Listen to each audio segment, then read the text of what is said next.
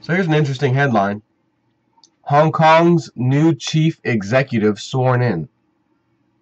So not new prime minister, not new president, not new leader even. Chief executive. That would lead one to believe you're running a business, some kind of corporation, which is actually true, and the peasants, the people, are your workers, employees. That's exactly the truth. Now, there's some key words in here that are interesting. Hong Kong's new chief executive has been sworn in to lead the territory's 7 million people. Security was tight as Chinese President Hu Jintao swore in Lang Chun-ying exactly 15 years after the territory passed from British to Chinese rule. Lang is a wealthy property consultant. No, another wealthy rich person who's going to have the best interest for the mass majority of the population? Yeah, okay. Boy, where have I seen that before? Oh, I don't know, everywhere. Is Barack Obama pretty wealthy? Yeah. How about his running mate, or not his running mate, but his opposition, Mitt Romney? Is he got a couple dollars? Yeah. He's got a few more than a couple dollars, as a matter of fact. And last time I checked, I don't think anybody was just some average old person that just stood up and said, I've had enough, I'm going to run. No. So this shouldn't be a shocker whatsoever, even over on the other side of the pond, Hong Kong. So he's a wealthy property consultant who takes over from Donald Zhang. Lang has already attracted protests from those who see him as too closely linked with Beijing.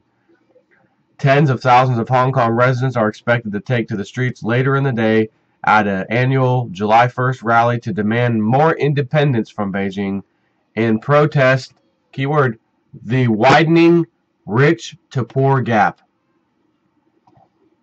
So everywhere you look, there's these protests, whether it's Occupy Wall Street in the United States or this thing over here, this widening rich-poor gap in Hong Kong, whether it's the people of Greece protesting the same exact thing, except they're the ones dealing with austerity, even though they're at the bottom of the barrel to begin with. And then they have to deal with the rich people telling them, we need you to put in austerity at the same time. So you see this thing all over the world. And I keep thinking of the webbot. Keyword, it said basically get used to this keyword because you're going to hear it. You're going to know it coming in the next few years. And this was a few years ago. Global revolution. Global revolution. Not American only, Greek only, EU zone only, Spain only, etc. Or Hong Kong only. No. Global revolution. And like all revolutions, they don't just start overnight. Normally, there's some kind of protest, there's a movement, there's a major widening of the rich-poor gap. As a matter of fact, that's usually at the top of the list. So we have a major widening of that. As we've all witnessed, the largest transfer of wealth in the history of the world has already taken place since 2008 and is not stopping. There's still more to come. This is incredible. We have no rule of law as of last night, the video I did. Eric Holder, Justice Department. Yeah, we know Congress gave the nod. They voted. He should go to jail. We, the next level under him in the Justice Department, we're not going to follow suit. So if the Justice Department's not going to arrest somebody, then who arrests them? Nobody. Right? The police don't arrest the police. The Justice Department doesn't arrest the Justice Department. See how that works? The club doesn't arrest the club. But what the club does do is put more of their cronies, more of their minions in positions of high power when they leave. You can't let the peasants take over. You can't let them have, their say, because if their say comes in, you're going to lose as a rich person. You're going to lose as not even necessarily just a rich person, because there's plenty of rich people who don't care about power.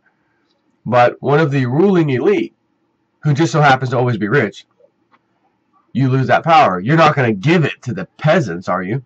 No, you're going to pretend that they voted for somebody. Here's your two choices, peasant. Over here in Hong Kong, you've got A and B, just like we do in America. We have A and B known as Republicans and Democrats. Take your choice. Which one is it?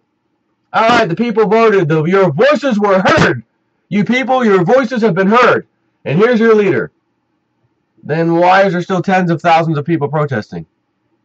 And as a matter of fact, if the other guy won, would there still be a headline that said tens of thousands are expected to protest? Matter of fact, there is. Because it's the same coin. Two different sides of the same coin. Tails you lose, heads they win. That goes for every person, standard, regular old person in any country on this planet. Whenever you hear of some leader or whatever party won, the Labor Party won and the People's Party won, doesn't matter. It's just a freaking label. I can print a label out of my printer in 2 seconds that gives me a label. JSNIP for the People's Guy. And then as soon as I turn the video off, I'm out there, you know, raping and pillaging people's retirement funds. How would you ever know? My label and what I speak of tells you that, hey, I'm your guy, I'm your boy. But maybe the things I do behind the scenes when the cameras are off, right? I'm not really your guy. Maybe I'm a prick. Maybe I'm a thief. Maybe I'm a liar, a cheater, right? Whatever. Of course I'm not, but as you can see how easy it is to put a label on someone. So what do? You have to look at people's actions, their voting records, etc. Who is this guy? Well, he's an extremely wealthy property consultant. Stop right there. Stop right there. You already know how that's going to go. What about the next guy? What about the opposition? And I haven't even seen who the opposition is, but it's probably somebody else. And if by chance it's one of the peasants guys, it really is one of the average guys, gets up there and actually runs, and it's either between him or the rich guy, man, the rich guy won again. Man, peasants, 48%, rich guy, 52%, or maybe 49% peasants, 51% rich guy. Dang, we were so close. Well, let's wait another 4 years or however long they wait in Hong Kong to do their next election, and man, we'll try again next time. Better luck next time. Well, who's the ones counting the votes? Oh, that's the rich guys, his club, his business partners. They count the votes. Really? And who oversees the counting of the votes? Oh, that's this group over here called such and such. And who runs that? Oh, that's one of the club guys too. He's one of the boys. So we have one of the boys, the club, counting the votes. And then we have the regulator, if you will, of the vote counting to make sure nothing's being done illegally, who's also a part of the group, the same club. And then they're going to tell you, you guys came close, man. Second place, 49%, man. That is close. That is a, you know, photo finish there, man. Better luck next time, peasants. So you almost have to say, you know, I hope a solar flare does come slamming down, destroys all electronics, destroys the whole thing, so that when we do go to vote next time, and that is, when I say we, I mean the whole world goes to vote next time, should a solar flare slam down and destroy electricity for a while, they would have no choice but to do an old school manual count vote locally. We wouldn't have any more electronic shenanigans. So maybe that'll be the time, by chance, all of a sudden the voting swapped, and it's not just 49 to 51 or 48 to 52. It's like 60% to 40, 65% to 35%, and it's in the favor of the people's person. You know, that's voting. So this is just... A lone protester stood up and heckled Hu as he spoke at the ceremony, demanding an end to one-party rule and dictatorship in China. Well, they just let you know it's one party regardless. Why are you protesting? In America, we call it a two-party system. It's the same one party with two different colors on it. You think you're voting for one, just like Mitt Romney is no different than Obama. What? Come on. Listen to my words very carefully. Mitt Romney is no different than Obama. The same stuff Obama has allowed that he promised he wouldn't, Mitt Romney will also allow. The stuff Obama has promised, I'm not going to do this, I'm not going to do that, and the same crap Mitt Romney saying he's going to get, I'll see to it, this and that. It's not going to do anything different either. Oh, come on, man. You know, as Democrats hate the Republicans and the Republicans hate the Democrats. No, that's just what we call pro wrestling. That's fake. They make you think that. Look what John McCain's been doing the whole time, right? That was his opposition when they were running, and they hate each other. And man, they seem to work real well together with the stuff John McCain himself has sponsored as bills that Obama has gladly signed into laws, or into law.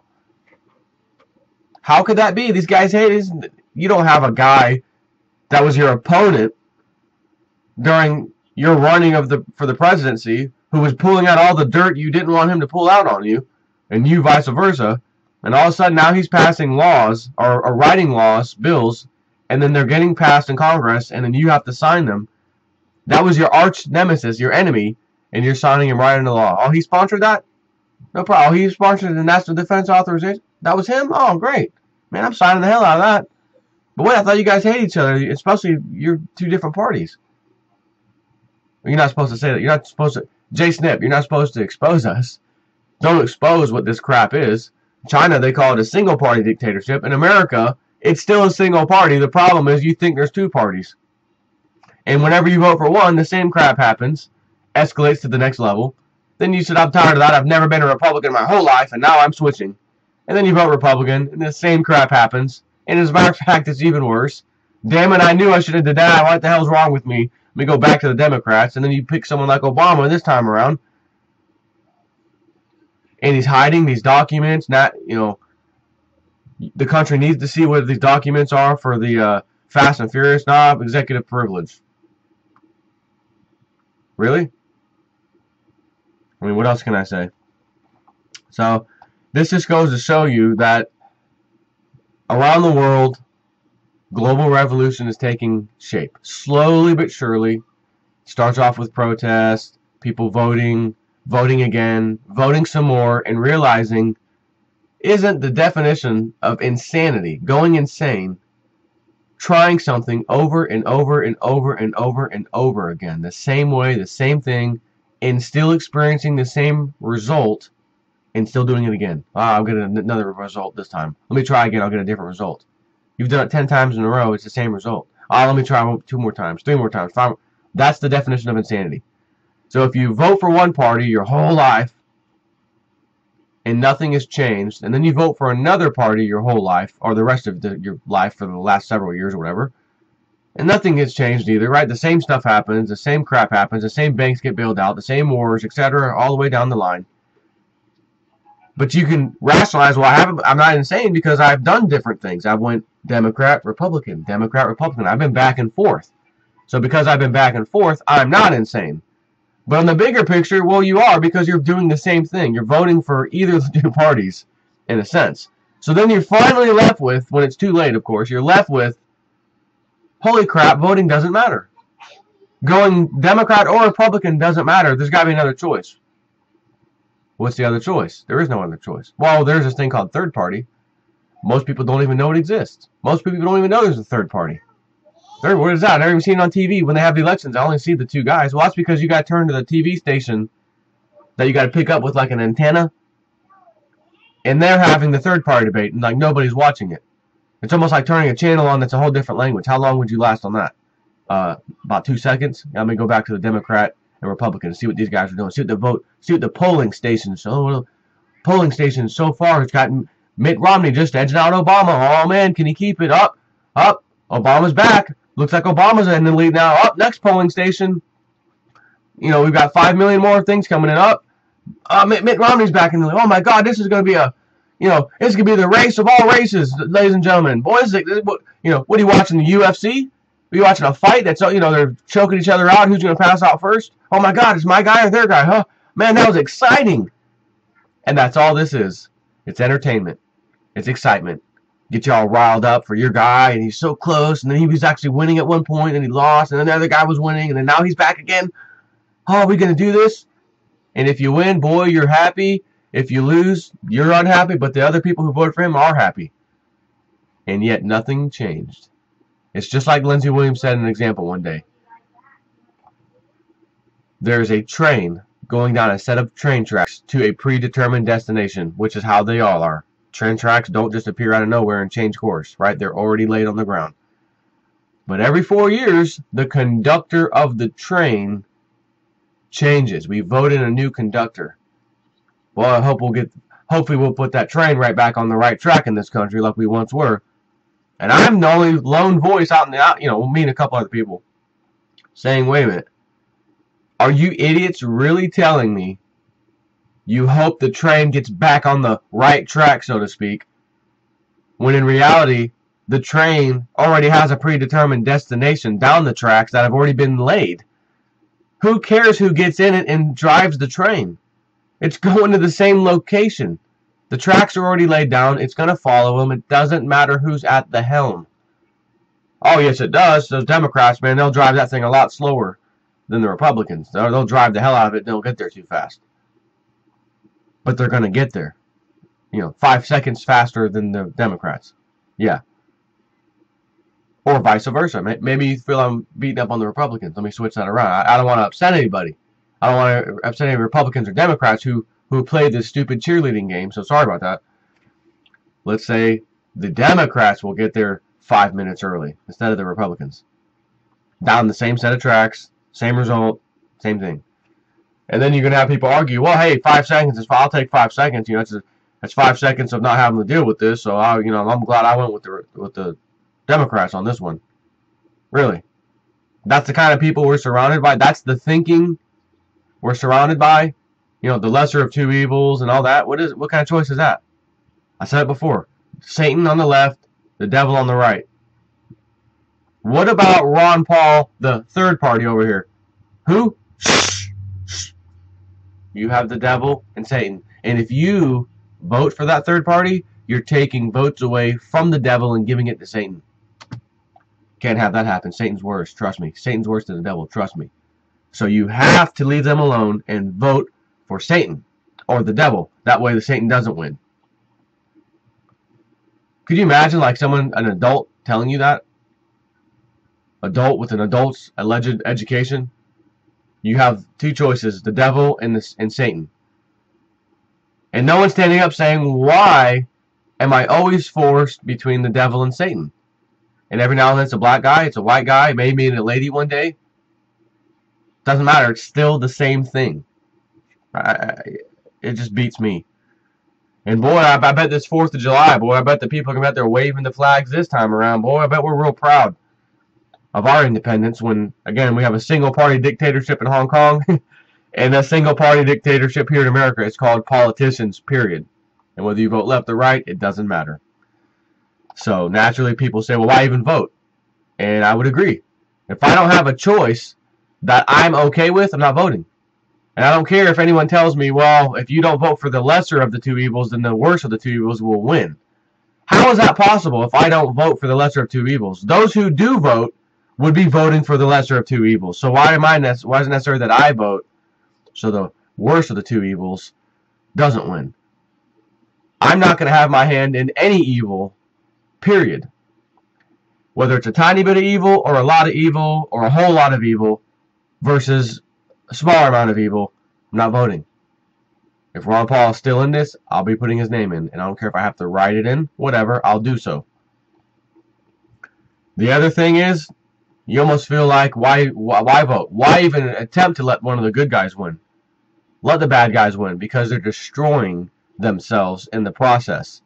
And once they destroy themselves via destroying you and your retirement and everything else and your jobs, you will be at the level of and people around us will be so pissed off, they'll actually physically do something.